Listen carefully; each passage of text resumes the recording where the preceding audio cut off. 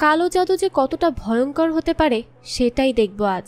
একটি হাসি খুশি পরিবারে হঠাৎই আগমন ঘটে এক আগন্তুকের, যে এই পরিবারেরই বড় মেয়ে জাহ্নবীকে তার কালো জাদুর মাধ্যমে বশ করে ফেলে, যে তার কথাই উঠতে বসতে থাকে। এমনকি সে তার একমাত্র ছোট ভাইকেও মারতে মরিয়া হয়ে ওঠে। তবে সেই আগন্তুক কেন এমন টর্চার করছিল তাদের উপর? কি এমন স্বার্থ লুকিয়ে আছে এর পেছনে? আর জাহ্নবীর শেষ পরিণতি বা কি হবে? তার মা বাবা কি আদৌ পারবে এই শয়তানের হাত থেকে নিজের মেয়েকে বাঁচিয়ে আনতে?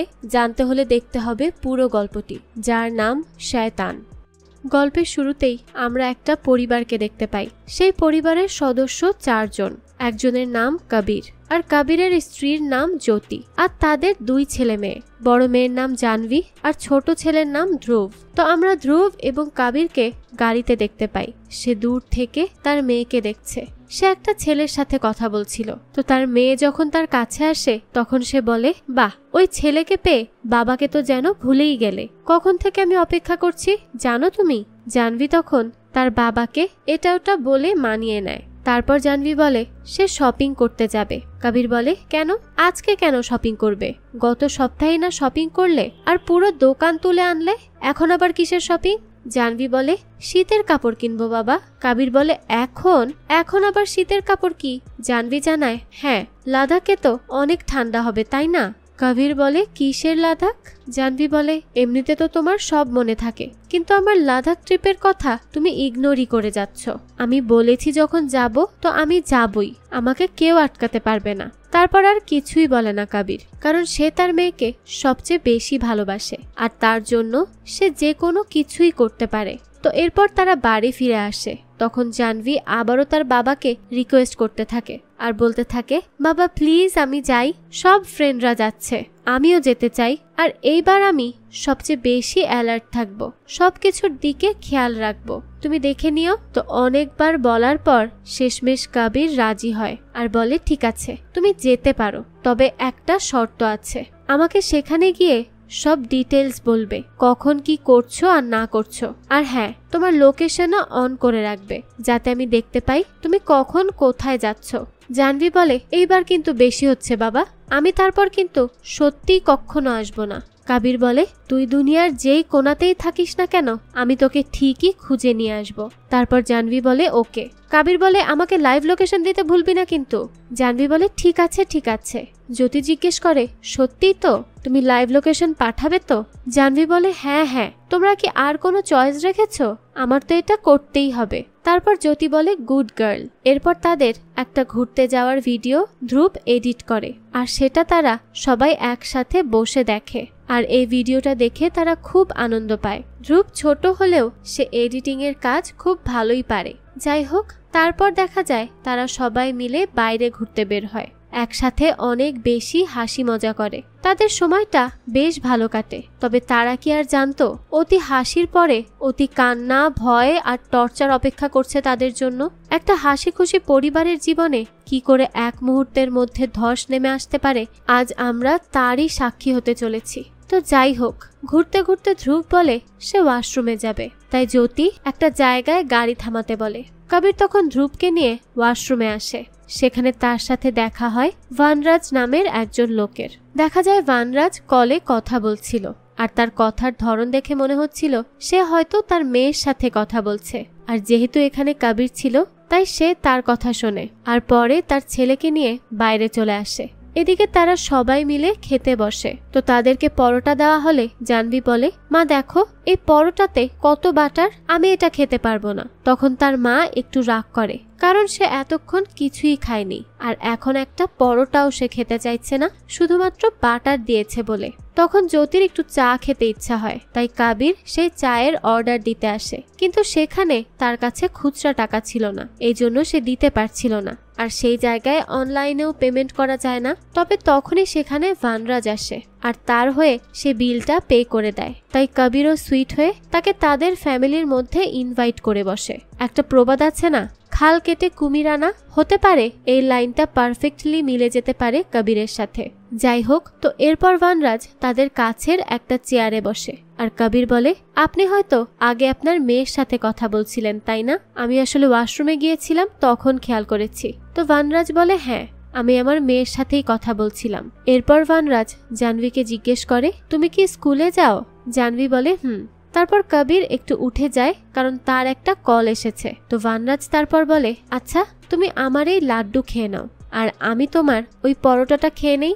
জাহ্নবীকে লাড্ডু দিতেই সে তার ভাই নেওয়ার আগে নিজে মুখে দিয়ে দেয়। আর বাচ্চাদের তো স্বাভাবিকভাবে মিষ্টি জিনিস একটু বেশিই পছন্দ, তাই জাহ্নবীও কিছু না ভেবে চিন্তেই লাড্ডুটা খেয়ে নেয়।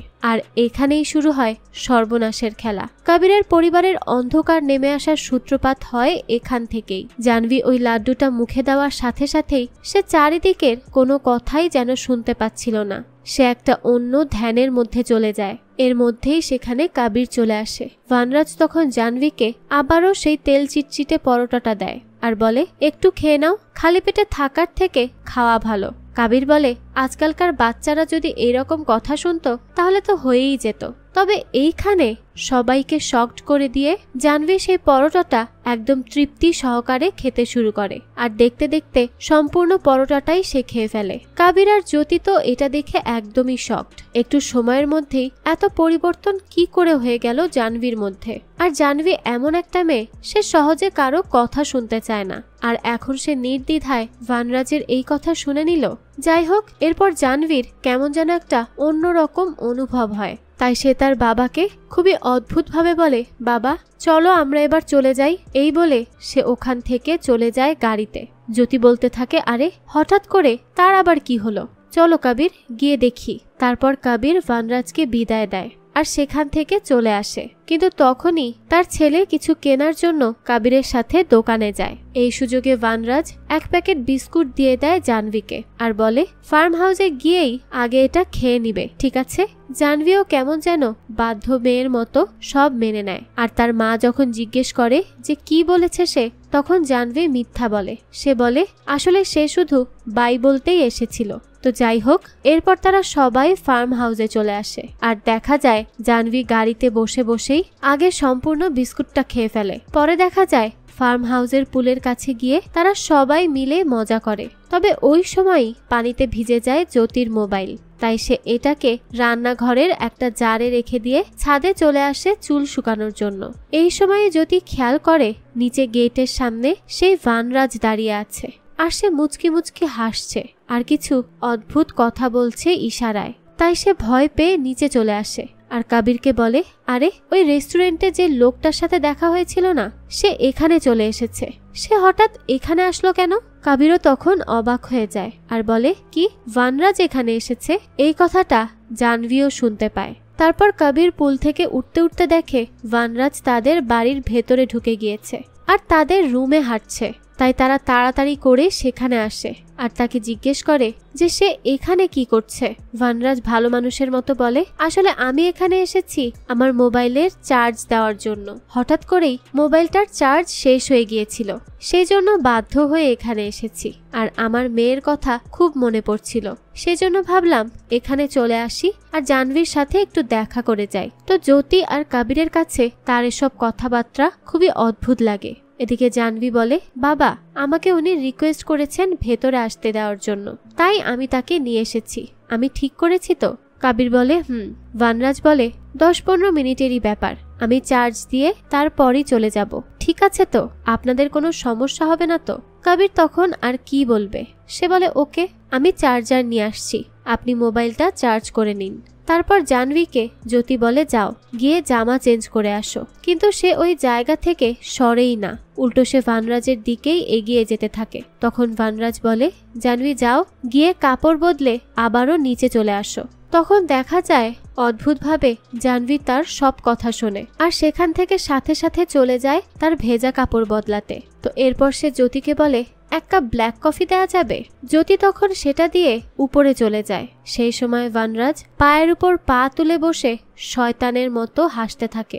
জ্যোতি উপরে এসে কাবিরকে বলে, এই লোককে বলো এখনই আমার বাড়ি থেকে চলে যেতে, একে আমার খুব একটা সুবিধার মনে হচ্ছে না। কাবির বলে, শান্ত হও, মাত্র তো 15 মিনিটেরই ব্যাপার, তারপরই তো সে চলে যাবে, এইটুক সময় একটু সহ্য করে নাও। তারপর ওদিকে দেখা যায় জাহ্নবী তার কাপড় বদলে নিচে চলে আসে। নিচে এসেই সে বানরাজের সাথে গল্প করতে থাকে। তো গল্প করতে করতে জাহ্নবী বানরাজকে বলে সে লাদাখ যাচ্ছে ট্রিপে। তো বানরাজ এটা শুনে বলে, তোকে তোর মা বাবা খুব স্বাধীনতা দিয়ে রেখেছে তাই না?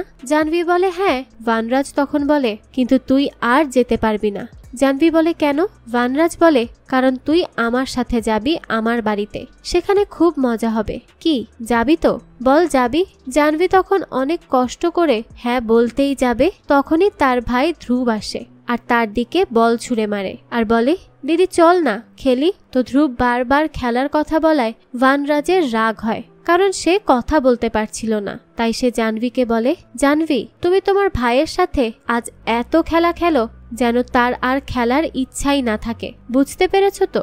জাহ্নবী তারপর সেখান থেকে উঠে গিয়ে দোলনার কাছে দাঁড়িয়ে তার ভাইকে নিয়ে এমন জোরে জোরে দোল দিচ্ছিল যে তার ভাই ভয়ে কান্নাকাটি শুরু করে দেয় আর অসুস্থ হতে শুরু করে। আর এই দৃশ্য উপর থেকে জ্যোতি দেখে নেয় আর সে দৌড়ে নিচে চলে আসে আর জাহ্নবীকে থামানোর চেষ্টা করে, কিন্তু সে তো কোনোভাবেই থামে না। অন্যদিকে দেখা যায় বানরাজ বসে বসে হাসতে থাকে। আর যখন এখানে কাবির আসে আর জাহ্নবীকে থামতে বলে, তখন বানরাজও বলে, জাহ্নবী থামো। এই কথা বলতেই সে থেমে যায় আর পরে ধ্রুবকে বলে, আম সরি ধ্রুব, আমি তোমাকে হার্ট করতে চাইনি। জ্যোতি রেগে বলে, কি হার্ট করতে চাওনি?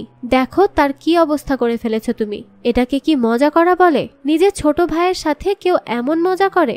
এই বলে সেখান থেকে জ্যোতি ধ্রুবকে নিয়ে চলে যায় ভেতরে। তখন কাবির বলে, জাহ্নবী কি হয়েছে তোমার, এইসব কি আচরণ? বানরাজ বলে, হ্যাঁ জাহ্নবী, তোমার বাবা ঠিক বলছেন, তোমার এমনটা করা উচিত হয়নি, তাই সরি বলে দাও। জাহ্নবীও তখন তার কথা শুনে তার বাবাকে সরি বলে। কাবির বলে, আমাকে না, নিজের ভাইকে গিয়ে সরি বলো, যাও। তারপর দেখা যায় তারা খাবার টেবিলে বসে আর তখন সেখানে বানরাজ বলে, আমি জাহ্নবীর ব্যাপারে সব জানি, তার বয়ফ্রেন্ড আছে আর তার সাথে সে লাদাখ যাচ্ছে ট্রিপে। জ্যোতি বলে, জাহ্নবী তুই এইসব এই লোকের সাথে ডিসকাস করেছিস? জাহ্নবী বলে, আমি জানি না মা, কেন জানি আমাকে আঙ্কেল যা বলছে তাই শুনতে ইচ্ছা করছে আর আমি তাই শুনে সব কিছু করছি। বানরাজ তখন বলে, হ্যাঁ দেখেছ, দাঁড়াও আমি আর একটা জিনিস দেখাই। এরপর সে জাহ্নবীকে বলে, জাহ্নবী তুমি এখনই তোমার বয়ফ্রেন্ডকে কল করো আর বলো তুমি তার সাথে ট্রিপে যাচ্ছ না এবং তার সাথে ব্রেকআপ করছো। জাহ্নবীও তখন তার কথা মতো তার বয়ফ্রেন্ডকে মানা করে দেয় আর তার সাথে ব্রেকআপও করে ফেলে। এইটা দেখে তো জ্যোতি আর কবির এবার নড়ে চড়ে বসে যে কিছু তো একটা খারাপ করছে এই লোক, না হলে জাহ্নবী তার সব কথা কিভাবে শুনবে। তাই কবির অনেক রেগে যায় আর বানরাজের কাছে এসে বলে, আমার মনে হচ্ছে এখন আপনার যাওয়ার সময় হয়েছে, তাই প্লিজ আমার বাড়ি থেকে বেরিয়ে যান। বানরাজ বলে, আমি কোথাও যাব না, আমার কাজ যতক্ষণ না শেষ হচ্ছে আমি কোথাও যাব না। কবির বলে, আমার কাছে এসব মজার কোনো মানে নেই আর আমার কাছে এত সময়ও নেই, তাই প্লিজ আপনি বের হয়ে যান এখান থেকে। বানরাজ বলে, আমি মজা করছি না আর আপনি এটাকে মজা না ভাবলেই আমি বেশি খুশি হব। কবিরের এইসব শুনতে শুনতে অনেক বিরক্তি লেগে যায়, তাই সে বানরাজকে ধরে সেখান থেকে বের করে দিতে যায়। তবে তখনই তার সামনে জাহ্নবী চলে আসে আর তার বাবাকে থামিয়ে বলে, বাবা আঙ্কেল কোথাও যাবে না, আমি যেতে দিব না। কবির বলে, জাহ্নবী সরে যা বলছি। তখন জাহ্নবী তার নিজের বাবাকেই ধাক্কা মেরে বসে আর বলে, আমি বলছি তো আঙ্কেল কোথাও যাবে না। বানরাজ তখন হাসতে থাকে আর বলতে থাকে, দেখলে তো তোমার মেয়ে কি করছে। তারপর সে গিয়ে আবারও বসে পড়ে আর জ্যোতি তার মেয়ের কাছে গিয়ে বলে, কি হয়েছে তোর মা, এরকম কেন করছিস? জাহ্নবী বলে, আমাকে আঙ্কেল বলেছে তাই করছি। জ্যোতি বলে, সে যা বলবে তোকে কি তাই করতে হবে নাকি? এইসব কি বলছিস তুই, কি হয়েছে তোর? বানরাজ তখন বলে, হ্যাঁ আমি যা বলবো তাই করা তার জন্য জরুরি, তাই না জাহ্নবী? জাহ্নবী বলে, হ্যাঁ আমাকে সে যা বলবে তাই করা আমার জন্য অনেক জরুরি। কবির তখন বানরাজকে জিজ্ঞেস করে, এই কি করেছিস তুই আমার মেয়ের সাথে, ঠিক করে বল যে সে তোর সব কথা শুনছে আর এমন অদ্ভুত আচরণ করছে। বানরাজ তখন উঠে যায় আর বলে আমি কি করেছি তা আপনারাই অনুমান করুন। জ্যোতি তখন বলে কালো জাদু? ভানরাজ জানায় হ্যাঁ, আমি বশীকরণ করেছি। আপনার মেয়ে এখন আমার বশে আছে, আর এখন আমি যা বলবো সে ঠিক ঠিক তাই করবে। আর আমরা সবাই যেমন ভগবানের ইশারাতে চলি, ঠিক তেমনই মনে করুন আপনার মেয়ের জন্য আমি তার ভগবান। সে আমার ইশারায় চলবে এখন থেকে। কাবির বলে কি সব আজে বাজে কথা বলছিস? হ্যাঁ। ভানরাজ বলে হ্যাঁ, এটাই সত্যি, যা আপনার সায়েন্স কখনো কভার করতে পারবে না। এখন কিছু দেখা না গেলে তা যে সত্য না এরকম হতে পারে না। তারপর দেখা যায় ভানরাজ আবারও ডেকে আনে জাহ্নবীকে। জাহ্নবীকে প্রথমে সে বসতে বলে, জাহ্নবী তার কথা মতোই বসে। তারপর আবারও ভানরাজ বলে না, ওঠো। জাহ্নবী তখন উঠে পড়ে। তারপর আবার বলে বসো। এরকম ভাবে সে জাহ্নবীকে বারবার উঠা বসা করাতে থাকে। তারপর জাহ্নবীকে বলে চা পাতি আনো আর সেটা খেয়ে নাও, কারণ ভানরাজ সেই দোকানে দেখেছিল জাহ্নবীর চায়ের স্মেল একদমই পছন্দ না, তাই সে জাহ্নবীকে এই চা পাতি খেতে বলে। জাহ্নবী তখন তার কথা মতো মুঠো মুঠো ভরে চা পাতি খেয়ে নেয়। এটা দেখে জ্যোতিরও খারাপ লাগতে থাকে, কারণ জাহ্নবী তো একদমই চা পাতার স্মেল নিতে পারে না, আর এই ভানরাজ এখন তাকে সেটাই খাওয়াচ্ছে। এই কাজ শেষ হলে সে জাহ্নবীকে বলে যাও, এখন তোমার বাবাকে একটা থাপ্পড় মেরে দাও। জাহ্নবী তার এত ভালোবাসার বাবাকেও ভানরাজের কথায় থাপ্পড় মেরে দেয়। কাবির তো একদমই শকড হয়ে যায় তার মেয়ের এই আচরণে। সে তো ভাবতেই পারেনি যে তার মেয়ে কখনো তার সাথে এমন করবে, কিন্তু আজ এই লোকের বশে পড়ে সে কি না করে বেড়াচ্ছে। ভানরাজ তারপর জাহ্নবীকে দিয়ে তার পা টেপায় আর বলে এখন আসল কথা হচ্ছে, আমি চাই আপনারা আপনাদের মেয়েকে আমার হাতে নিজ ইচ্ছায় তুলে দিন, কারণ আমি তাকে আমার সাথে নিয়ে যাব। জ্যোতি তখন হাত জোর করে বলে না প্লিজ এইসব বলবেন না, আমাদের মেয়েকে ছেড়ে দিন, আমরা কি ক্ষতি করেছি আপনার? ভানরাজ বলে কোনো ক্ষতি করেননি ভাবি, কিন্তু আমার প্রয়োজন, তাই তাকে যে নিয়ে যেতেই হবে। আপনারা দয়া করে তাকে আমায় দান করে দিন। কাবির বলে এটা তো কখনোই হবে না, আমি হতে দিব না। ভানরাজ বলে এটা তো হবেই, তবে কখন হবে সেটা হচ্ছে আসল প্রশ্ন, তাই আপনারা হাজবেন্ড ওয়াইফ আলোচনা করে আমাকে আপনাদের সিদ্ধান্ত জানান। কাবির তখন রেগে যায় আর বলে আমাদের সিদ্ধান্ত একই থাকবে। ভানরাজ বলে আপনার খুব তেজ তাই না? আমার এই সব মানুষ একদম পছন্দ না। আমার সামনে মানুষ কান্না করবে, হাতে পায়ে ধরবে, অসহায় হবে, এইসব দেখতে আমার খুব মজা লাগে। তারপর সেখানে ধ্রুব আসে আর বলে মা, আমার এখন খুব ভয় করছে। ভানরাজ তখন বলে ওঠে আমার আরো বেশি মজা লাগে যখন আমি রক্ত দেখি। আপনারা আমাকে মানা করে যাবেন আর আমি এত সীমা অতিক্রম করব যে আপনারা আর সহ্য করতে পারবেন না। এই বলে জাহ্নবীকে লাথি মেরে ফেলে দেয় সে। আর স্বাভাবিকভাবেই কাবির এটা সহ্য করতে পারে না, তাই সে গিয়ে ভানরাজকে মারতে থাকে আর তার গলা টিপে ধরে। তখন ভানরাজ জাহ্নবীকে বলে জাহ্নবী তোর ভাইয়ের মাথা ফাটিয়ে দে। জ্যোতি জাহ্নবীকে আটকানোর অনেক চেষ্টা করে, কিন্তু কিছুতেই কিছু হয় না। জাহ্নবী গিয়ে তার ভাইয়ের মাথা সিঁড়ির রেলিং এর সাথে বাড়ি মারে আর ওখান থেকে ফেলে দেয়, যার কারণে প্রচুর রক্তক্ষরণ হতে শুরু করে ধ্রুবের। তখনই বেল বেজে ওঠে।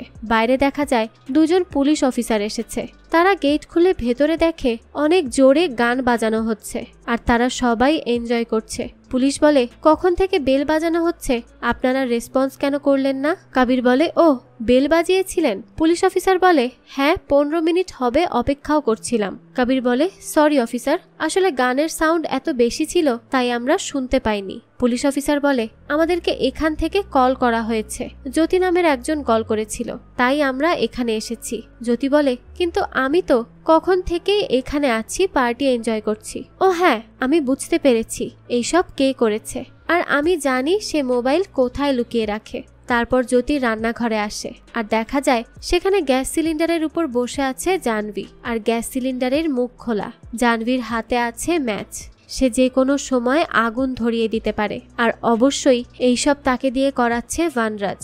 আসলে ভানরাজ এখানে জাহ্নবীকে বসিয়ে রেখেছে যেন জ্যোতি আর কাবির তাদের মুখ না খোলে পুলিশের সামনে। তারপর জ্যোতি তাড়াতাড়ি করে তার মোবাইলটা বের করে আনে আর বলে এই দেখো কাবির, তোমার ছেলের শয়তানি, সেই হয়তো এইসব করেছে আর তারপর আমার মোবাইলটা লুকিয়ে রেখেছে। পুলিশ অফিসার বলে ও তাহলে এইসব আপনার ছেলে করেছে? তো কোথায় আপনার ছেলে? কাবির বলে আসলে রাত হয়েছে তো, তাই সে উপরে ঘুমাচ্ছে, আপনি যদি বলেন আমি তাকে ডেকে দিচ্ছি। তারপর কাবির ধ্রুবকে ডাকতে থাকে আর আমরা তখন ধ্রুবকে দেখি সে বিছানায় শুয়ে আছে অসুস্থ হয়ে। বাবার ডাকে সে কোনো মতে উঠে আসার চেষ্টা করে। কাবির বলে, ধ্রুব তাড়াতাড়ি নিচে আয়, দেখ তোকে ধরার জন্য পুলিশ এসেছে। পুলিশ অফিসারও তখন হেসে দেয় আর বলে, আরে না না থাক, বাচ্চা মানুষ আর ডাকতে হবে না, ও ঘুমাচ্ছে ঘুমাক, এমনিতেও রাত হয়েছে আর আমরা এখন আসছি। আর তাকে বলবেন এইসব যেন শুধু শুধু না করে, কারণ পরে সত্যি সত্যি কোনো সমস্যা হলে কিন্তু পুলিশ আর আসবে না। তারপর যেতে যেতে পুলিশ আবারও জিজ্ঞেস করে, আচ্ছা গ্যাসের গন্ধ আসছে না কোথা থেকে? কাবির বলে, না আসলে গ্যাস জ্বালানো ছিল এতক্ষণ, আমি পরে বন্ধ করেছি। তারপর পুলিশ বলে, ও ঠিক আছে, আমরা তাহলে এখন আসছি। এই বলে তারা সেখান থেকে বেরিয়ে যায়। তারপর তাড়াতাড়ি করে কাবির যায় তার ছেলে ধ্রুবকে ধরতে, আর জ্যোতি যায় রান্নাঘরে জাহ্নবীকে আনতে। বনরাজ বলে, জাহ্নবী চলে আসো, পুলিশ চলে গিয়েছে, কোনো ঝামেলা নেই। এরপর জাহ্নবী বাইরে আসে। তারপর কাবির বলে, ধ্রুবের অবস্থা খুব খারাপ। বনরাজ বলে, হ্যাঁ আমিও দেখছি তার যে অবস্থা খারাপ হচ্ছে, অনেক রক্ত বেরিয়ে গিয়েছে, তাড়াতাড়ি ডাক্তারও ডাকতে হবে, সবই বুঝতে পারছি। কাবির বলে, আচ্ছা তুমি কি চাও?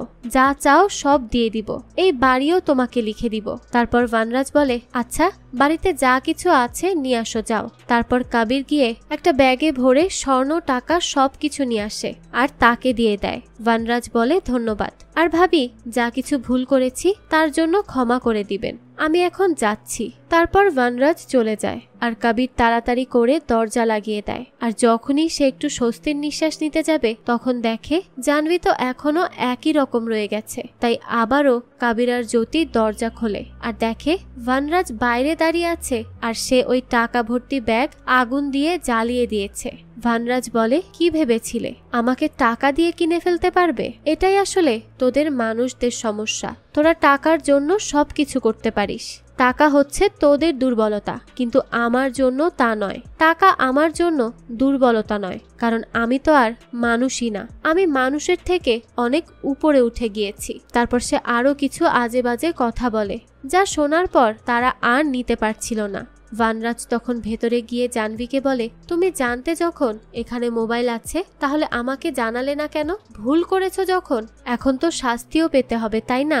আসলে জ্যোতির কাছে যে আর একটা মোবাইল ছিল সেটা দিয়েই সে পুলিশকে কল করেছিল, আর এটাই বনরাজ জানতে পেরে গেছে। তাই তো পুলিশ আসলে সে জাহ্নবীকে মৃত্যুর মুখে ঠেলে দিয়েছিল, আর এখন সে জাহ্নবীকেই এর জন্য শাস্তি দিতে যাচ্ছে। জাহ্নবীও তখন শাস্তি পাওয়ার জন্য রাজি হয়ে যায়। তারপর বনরাজ বলে, তাহলে নিজের গালে নিজেই থাপ্পড় মারো। জাহ্নবীও তখন তার কথা শুনে তার নিজের গালেই থাপ্পড় মারে। বনরাজ বলে, না এভাবে হচ্ছে না, আরো জোরে মারো, যেন তোমার বাবার কান পর্যন্ত সেটা পৌঁছে যায়। তারপর জাহ্নবী তার কথা মতো সত্যি সত্যি আরো জোরে থাপ্পড় মারে, আর সেটা বাইরে দাঁড়িয়ে থাকা তার মা বাবা দুজনেই শুনতে পায়, কিন্তু তারা পাথরের মতোই দাঁড়িয়ে থাকে। বনরাজ তারপর একের পর এক থাপ্পড় মারতে বলে, আর জাহ্নবী নিজেকে থাপ্পড় মেরেও যায়। কাবির বাইরে থেকে এরপর উপরের রুমে যায়, আর সে তার মেয়ের দিকে তাকাতে পর্যন্ত পারে না। জাহ্নবী থাপ্পড় মারতে মারতে তার ঠোঁট ফাটিয়ে রক্ত বের করে ফেলে। তাও বনরাজ বলে, আরো মারো, সমস্যা নেই, আরো কয়টা থাপ্পড় মারো। এরপর বলে, জাহ্নবী তুমি তো নাচ পারো তাই না? জাহ্নবী বলে, হ্যাঁ পারি। বনরাজ বলে, তাহলে আমার মোবাইল থেকে গান বাজাও আর নাচতে শুরু করো। এরপর জাহ্নবী তার কথা মতো নাচতে শুরু করে। বনরাজ বলে, আরো স্পিডে নাচো, আরো স্পিডে। জাহ্নবী তার কথা মতো সেভাবেই নাচে। এরপর বাইরে থেকে জ্যোতি ভেতরে এসে বসে থাকে আর চুপচাপ তার মেয়ের এই সব কাজ দেখতে থাকে। বনরাজ বলে, কি ভাবি কন্যাদান করতে তৈরি নাকি? জ্যোতি তখন কিছুই বলে না। এরপর বনরাজ বলে, নাচো জাহ্নবী, আরো জোরে জোরে নাচো। জাহ্নবী এতক্ষণ ধরে এইভাবে নাচতে নাচতে একদমই ক্লান্ত হয়ে পড়ে, তাও বনরাজ নাচ থামাতে দেয় না। পরে যখন মোবাইলের চার্জ শেষ হয়ে যায় তখন সে থামতে বলে। জ্যোতি তখন তার জন্য এক গ্লাস পানি আনে আর জাহ্নবীকে খেতে বলে, কিন্তু বনরাজ বলে, না জাহ্নবী পানি খাবে না, ফেলে দাও। বেচারি জাহ্নবী না চাইতেও সেই পানিটা ফেলে দেয়। জ্যোতি বলে, কি করলে এটা? জাহ্নবী একটানা এতক্ষণ নাচ করেছে, সে সোজা হয়ে দাঁড়াতেও পারছে না, একটু পানি খেতে দিলে কি হয়ে যেত? বনরাজ বলে, আপনাকে ভাবতে হবে না, আমি দেখে নিব জাহ্নবী কি খাবে আর কি খাবে না, সে কখন পানি খেতে পারবে সেটা আমি বলে দিব। চিন্তা করুন একবার, একটা বাইরের লোক এসে একজন মাকে বলছে তার সন্তান কি খাবে আর কি খাবে না সেটা নাকি তার ভাবতে হবে না, তখন কোন মায়ের মাথা ঠিক থাকবে বলুন তো? কিন্তু তাও জ্যোতি অসহায়ের মতো কিছুই বলে না। এদিকে কবির তার ছেলের কাছে একটা রেকর্ডার পায় যার মাধ্যমে যে কোনো কিছু রেকর্ড হতে পারে। তখন কাবিরের মাথায় কিছু একটা আসে আর সে তার ছেলেকে বলে, তুই আমার একটা সাহায্য করবি? ধ্রুব বলে, হ্যাঁ বাবা করব, কি বলো। এরপরে দৃশ্য চলে যায় বনরাজের কাছে। সে জ্যোতিকে বলতে থাকে, ভাবি আপনি এইসব বাদ দিয়ে উপরে যান, আপনার ছেলেকে দেখুন। জ্যোতি তখন তার কথার সাথে সাথে না যাওয়ার জন্য সে জাহ্নবীকে বলে, জাহ্নবী যাও, একটা চাকু নিয়ে আসো। জাহ্নবী তার কথা মতো চাকু নিয়ে আসে। বনরাজ বলে, আমি 1 থেকে 10 বলার ভেতরে যদি ভাবি উপরে না যায় তাহলে তুমি তার গলা কেটে দিবে। তারপর বনরাজ গুনতে শুরু করে, 1, 2, আর জাহ্নবী চাকু নিয়ে তার মায়ের দিকে তাকায়। 10 বলার আগে জ্যোতি সেখান থেকে উপরে চলে যায়। তারপর বনরাজ বলে, আচ্ছা জাহ্নবী, আমি এখন ঘুমাতে যাচ্ছি, আর এখানে কেউ আসলে তাকে চাকু দিয়ে শেষ করে দিও। এদিকে উপরে এসে জ্যোতি তার ছেলেকে দেখে আর কাবির বলে ঘুমিয়ে পড়েছে। জ্যোতি বলে ও জাহ্নবীকে সাথে নিয়ে যাবে। কাবির বলে, আমি তাকে কোথাও নিয়ে যেতে দিব না। কি করছে এখন সে? জ্যোতি বলে, ঘুমাচ্ছে। কাবির জিজ্ঞেস করে, আর জাহ্নবী? জ্যোতি তখন নীরবে চোখের পানি ফেলে আর বলে, ওখানে গার্ড দিচ্ছে। তারপর কাবির ধীরে ধীরে একটা সিঁড়ি বেয়ে নিচে নামে। জাহ্নবী কিছু মুখে বলতে না পারলেও সে তার চোখের পানি দিয়ে বুঝিয়ে বলেছে, বাবা প্লিজ তুমি এসো না নিচে, আমি নিজেকে নিজে কন্ট্রোল করতে পারবো না, তোমাকে সত্যিই মেরে ফেলবো, বাবা তুমি এসো না। এইসবের প্রেসারে জাহ্নবী সেখানেই টয়লেট করে ফেলে। একজন বাবা হিসেবে এটা দেখা কাবিরের জন্য কাঁচ ফোটার মতো অনুভব হয়, তাই সে আর নিচে না নেমে উপরে চলে যায়। তারপর বনরাজ ঘুম থেকে উঠে দেখে জাহ্নবী টয়লেট করে সেখানেই দাঁড়িয়ে আছে। বনরাজ বলে, কি জাহ্নবী এসব? ছি ছি, আমাকে আগে বলবে তো। তখনই সেখানে জ্যোতি আসে আর বনরাজ বলে, ভাবি দেখেন তো জাহ্নবী এটা কি করলো, পরিষ্কার কাপড় নিয়ে আসুন তো। জ্যোতি বলে, তাকে আগে ক্লিন করতে হবে, তাই আমার সাথে যেতে হবে, তাই আমাকে ওর সাথে যেতে দাও। বনরাজ বলে, যা বলেছি তাই করো জাহ্নবী, এখানেই করতে হবে। জাহ্নবী তুমি তোমার শর্টস খুলে ফেলো। জাহ্নবী তখন তার কথা মতো সেটা খুলে ফেলে। জ্যোতি জাহ্নবীকে আড়াল করার চেষ্টা করে আর বলে, প্লিজ এমন আচরণ করো না, আমি তোমার পায়ে পড়ছি, ও ছোট বাচ্চা একটা। বনরাজ বলে, তাই তো বলছি, এত নাটক না করে কাপড় এনে পরিয়ে দিন।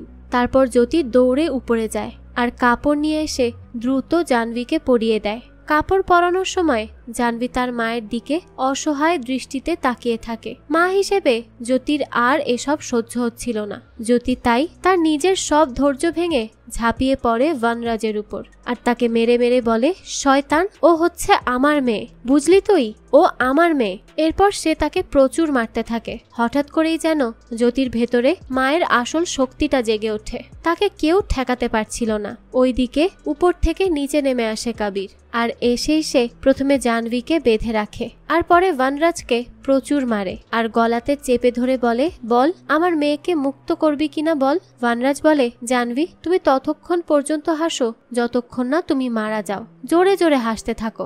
জাহ্নবীও তখন পাগলের মতো হাসা শুরু করে। কাবির আর এসব নিতে না পেরে তাকে ছেড়ে দেয়, কারণ সে বুঝতে পারে সে যদি বনরাজকে মেরে ফেলে তারপরেও তার মেয়ে হাসতেই থাকবে, কারণ সে এখনো তার বশেই রয়েছে। বনরাজ তখন বলে, কি হলো, মার আমাকে, মারছিস না কেন?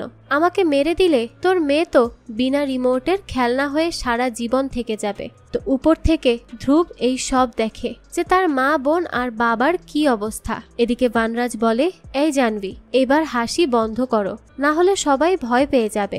জাহ্নবী তখন হাসি বন্ধ করে ফেলে। তারপর বনরাজ বলে, আমার মনে হচ্ছে তোমার বাবা এটা চায় যে তুমি আগের মতো হাসতে থাকো, তুমি আগের মতো নর্মাল হয়ে যাও, আর আমি তোমাকে সব সময়ের জন্য মুক্ত করে দেই। তো চলো, ঠিক আছে, এটাই করে দিব। কাবির আমি প্রমিস করছি আমি জাহ্নবীকে মুক্তি দিয়ে দিব, শুধুমাত্র তুমি জাহ্নবীকে আমার সাথে আসতে দাও। আর আমি ওয়াদা করছি জাহ্নবীকে খুব তাড়াতাড়ি সব দিক থেকেই সম্পূর্ণভাবে মুক্তি দিয়ে দিব। ভাবি কি বলো, তুমি কি না বলছো? আচ্ছা, আর তুমি এটা কি করলে এখন? হঠাৎ করে উড়ে এসে ঝাঁপিয়ে পড়লে, তবে খুব ভালো পারফরমেন্স ছিল কিন্তু তোমার। তো অন্যায় যেহেতু হয়েছে সেহেতু শাস্তি তো একটা পেতেই হবে, তাই না? এখন একটা কথা বলুন, আপনার ছেলে ধ্রুব কেমন আছে? ব্যথা হচ্ছে তাই না? আচ্ছা এক কাজ করি, তার ব্যথা দূর করে দেই। হ্যাঁ ঠিক এটাই করব। জ্যোতি আর কবির তখন ভয় পেয়ে যায়। তারা বুঝতে পারে কি করতে চলেছে বনরাজ। বনরাজ এরপর জাহ্নবীর বাঁধন খুলে দেয় আর বলে, জাহ্নবী তুই একটা কথা জানিস, মৃত মানুষের না কোনো ব্যথা হয় না। জাহ্নবী তখন কষ্ট করে ওঠে আর বানরাজ বলে, জাহ্নবী এখনই এই চাকু তোল আর উপরে গিয়ে তোর ভাইকে প্রাণে মেরে ফেল। জাহ্নবীও তখন তার কথা মতো পাগলের মতো চাকু তুলে দৌড়ে উপরে যেতে থাকে। কবির চিৎকার করে বলে, ধ্রুব দরজা লাগা। এরপর তারাও জাহ্নবীর পেছনে পেছনে উপরে যেতে থাকে। এদিকে ধ্রুব দরজা লাগানোর চেষ্টা করলেও সেটা ধাক্কা দিয়ে সরিয়ে দেয় জাহ্নবী। আর তাকে মারতেই যাবে তখন কবির আর জ্যোতি এসে তাকে ধরে ফেলে আর টেনে হিচড়ে একটা রুমে নিয়ে যায়। সেখানে গিয়ে জাহ্নবীকে জ্যোতি 2টা থাপ্পড় দেয় আর বলে, কি করছিস এইসব তুই? ও তোর ভাই হয়, হুশে আয় জাহ্নবী। এরপর জাহ্নবী নিচে বসে পড়ে কান্না করতে করতে আর বলে, মা বাবা আমি কিচ্ছু জানি না এইসব কি করে করছি, কেন করছি। আমার নিজের উপর কোনো কন্ট্রোল নেই। আমি আমার ভাইকে কি করে মারতে পারি? বাবা আমাকে প্লিজ সেভ করো, আমাকে প্লিজ এইসব থেকে বের করো। কবির বলে, আমি সব ঠিক করে দিব মা, তুই একদম ভাবিস না, সব ঠিক হয়ে যাবে। তারপর জাহ্নবী বলে, না কিচ্ছু হবে না এইভাবে, আমি জানি আমাকে কি করতে হবে। এই বলে বলে জাহ্নবী 1 পা 2 পা করে পেছনে যেতে থাকে। কবির বলে, কি জানিস তুই? জাহ্নবী বলে, আমি জানি আমাকে কি করতে হবে। এই বলে সে তাদেরকেই সেই রুমে বন্দি করে ফেলে। কবির আর জ্যোতি রিকোয়েস্ট করতে থাকে যে দয়া করে সে যেন তার ভাইকে কিচ্ছু না করে, সে যেন তাকে ছেড়ে দেয়। কিন্তু জাহ্নবী তো আর কারো কথা শোনার মতো অবস্থাতেই নেই। তাই সে চাকু নিয়ে সেই রুমে ঢোকে। প্রথমে আলমারি চেক করে, তারপর ধ্রুবকে ডেকে ডেকে খাটের নিচেও চেক করে, কিন্তু সেখানেও সে নেই। এরপর সম্পূর্ণ রুমেই চেক করে ফেলে, তাও সেখানে সে কাউকে পায় না। জাহ্নবীর তখন হয়ে যায় মাথা গরম, তাই সে নিচে চলে আসে। তখন বানরাজ বলে, জাহ্নবী তুই আমার সাথে যাওয়ার জন্য তৈরি তো? জাহ্নবী বলে, হ্যাঁ। এরপর সে বাইরে খুঁজতে যায় ধ্রুবকে, সেখানেও কোথাও পায় না। রান্নাঘরে আসে, তারপর আরেকটা রুমে যায়, সেখানে গিয়ে সে তাকে পায়, তবে সেই রুমের দরজা বন্ধ। জাহ্নবী তখন সেখান থেকে একটা হাতুড়ি নিয়ে দরজা ভাঙতে থাকে আর পরে সে রুমে ঢুকে পড়ে। ওইদিকে কবির আর জ্যোতিও ভাগ্যক্রমে সেখান থেকে বেরিয়ে আসতে পারে, তবে কে জানে বেরিয়ে এসেও শেষ রক্ষা হবে কিনা। জাহ্নবী তখন দরজা ভেঙে ভেতরে আসে, তাই ধ্রুব সিঁড়ি বেয়ে উপরে উঠে যায় ছাদে। জাহ্নবীও ছাদে উঠে, তবে কবিরকে উঠতে দেয় না। সে সেখান থেকে সিঁড়িটা তুলে নেয় আর নিচ থেকে অসহায় মা বাবা আকুতি মিনতি করতে থাকে নিজেরই মেয়ের কাছে, তাও নিজের ছেলের প্রাণের জন্য। তবে কে শোনে কার কথা? জাহ্নবী একটু একটু করে এগিয়ে যায় আর নিচে পড়ে যায় বেচারা ধ্রুব। কবিরও স্তম্ভিত, জ্যোতিও তখন পাথর। তবে তারা যখন কান্না করছিল তখন হঠাৎ করেই ধ্রুবের সাড়া পায়, অর্থাৎ এখনো তার মধ্যে প্রাণ অবশিষ্ট আছে। বানরাজ এসে বলে, বাঁচিয়ে নাও নিজের ছেলেকে, এখনো সময় আছে। আর পরে তাদেরকে পৃথিবীর সবচেয়ে অসহায় করে দিয়ে এই অপশন দেয় যে হয় ছেলেকে বাঁচাও, না হয় মেয়েকে। তাদের চোখের সামনে ছিল ছেলের রক্তাক্ত দেহ। ছোট ছেলের দিকে তাকিয়ে কবির বলে, নিয়ে যাও। বানরাজ বলে, ধন্যবাদ, তবে আমার সাথে সাথে এই কথাটা আবারও রিপিট করো যে আমরা আমাদের মেয়ে জাহ্নবীকে সব সময়ের জন্য তোমার কাছে অর্পিত করলাম। কবির আর জ্যোতিও সেই কথাটাই রিপিট করে আর বানরাজকে অবশেষে বলেই দেয় তাদের মেয়েকে নিয়ে যেতে। বানরাজ আসলে জাহ্নবীকে জোর করে নিয়ে যেতে চাইছিল না, কারণ এতে করে যে কোনো সময় সে বশীকরণ থেকে বেরিয়ে আসতে পারে। কারণ জাহ্নবীর হয়তো তার মা বাবার কথা মনে হতে পারে, কিন্তু তার মা বাবা যদি তাকে দান করে দেয় তাহলে আর তার বশীকরণ ভাঙতে পারবে না। যাই হোক, এরপর বানরাজ তখন জাহ্নবীকে নিয়ে সেখান থেকে চলে যেতে থাকে। বেচারি জাহ্নবীর চোখ দিয়েও তখন অজান্তে পানি গড়িয়ে পড়ে। আর এরপর ধ্রুবকে গাড়িতে তোলে কবির। তখন ধ্রুব এই অবস্থাতেও বলে, দিদিকে প্লিজ আমাদের কাছে নিয়ে আসো, তাকে প্লিজ হারিয়ে যেতে দিও না বাবা। এরপর ধ্রুবকে গাড়িতে বসিয়ে জ্যোতির সাথে সে হসপিটালের উদ্দেশ্যে পাঠিয়ে দেয় আর কবির চলে যায় তার মেয়েকে ফিরিয়ে আনার জন্য একটা শেষ চেষ্টা করতে। প্রথমে কবির একটা মোবাইল থেকে লোকেশন দেখে নেয় বানরাজের। আসলে যখন বানরাজের উপরে জ্যোতি ঝাঁপিয়ে পড়েছিল তখন বানরাজের মোবাইলে একটা লোকেশন ট্র্যাকার লাগিয়ে দিয়েছিল সে, আর এখন সেই লোকেশনটাই দেখে নেয় কবির। অন্যদিকে আমরা বানরাজকে দেখতে পাই, সে একটা ঘন জঙ্গলের দিকে আসছিল জাহ্নবীকে নিয়ে। পথে একটা মেয়েকে দোলনায় দোল খেতে দেখা যায়। বানরাজ তাকে বলে, এই আর কত দোলনায় দোল খাবি? না জানি কবে থেকে এইভাবে আছে, চল, এটার সময় চলে এসেছে মুক্তির। মেয়েটা হয়তো অনেকদিন থেকেই এখানে ছিল, তাই সে দোলনা থেকে নেমে আর পায়ে হেঁটে যেতে পারছিল না। সে গড়িয়ে গিয়ে বানরাজের পেছনে আসতে থাকে। বানরাজ এরপর একটা জায়গায় সবাইকে নিয়ে আসে আর জাহ্নবীকে বলে, আমি তোমার মা বাবাকে বলেছিলাম না তোমাকে খুব তাড়াতাড়ি মুক্ত করে দিব? জাহ্নবী বলে, হ্যাঁ। বানরাজ বলে, আজ হচ্ছে সেই দিন। চলো তোমাকে মুক্ত করার সব কাজ করা যাক। এরপর আমরা দেখতে পাই আসলে কিসের মুক্তির কথা বলছে সে।